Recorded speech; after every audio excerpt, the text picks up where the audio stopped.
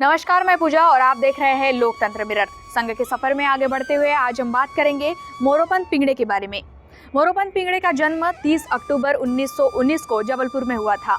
उनका संघ का संस्कार नागपुर में ही हुआ था और उन्होंने बाल वय में ही संघ की दीक्षा ली थी। मोरोपंत पिंगड़े ने आजीवन प्रचारक जीवन जीने वाले पहले पीढ़ी के प्रतिनिधि के रूप में कार्य किया था। उन्होंने धंतोली क्षेत्र में कांग्रेस नगर में शाखा में बाल गठनायक से लेकर अखिल भारतीय स्तर पर अभा शारीरिक प्रमुख का पद संभालने तक महत्वपूर्ण कार्य किए।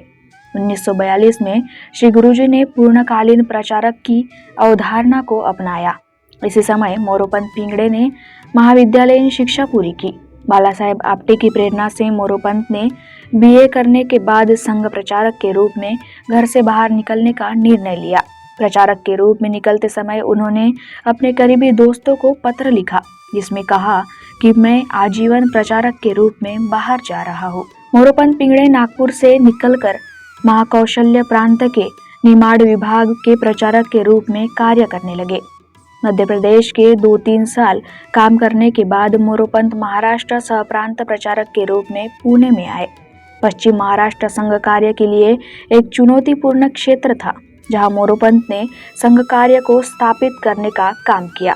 1970 के दशक में मीनाक्षीपुरम में हिंदू दलित द्वारा इस्लाम स्वीकार करने की घटना ने हिंदू समाज को जागरूक किया। मोरोपंत को इस समस्या का समाधान खोजने का कार्य सौंपा गया। उन्होंने देश भर में हिंदू जागरूकता अभियान शुरू किया, जो राम जन्मभूमि मुक्ति के मुद्दे पर भी जुड़ा था।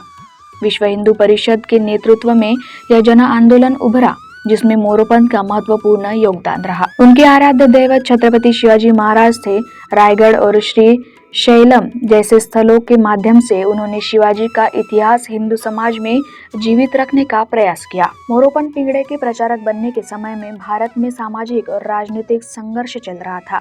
उन्होंने स्वयंसेवकों को तैयार करते हुए संघ विचारों को समाज और संस्थाओं में स्थापित किया। 1960 के दशक में ठाणे जिले के आदिवासी क्षेत्र में संघ कार्य को बढ़ावा दिया।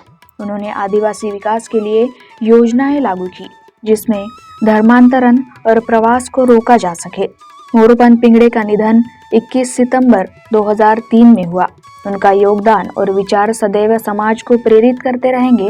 उनके कार्यों के माध्यम से हिंदू समाज को एक नई दिशा मिली, जिसने उन्हें एक महान नेता बना दिया।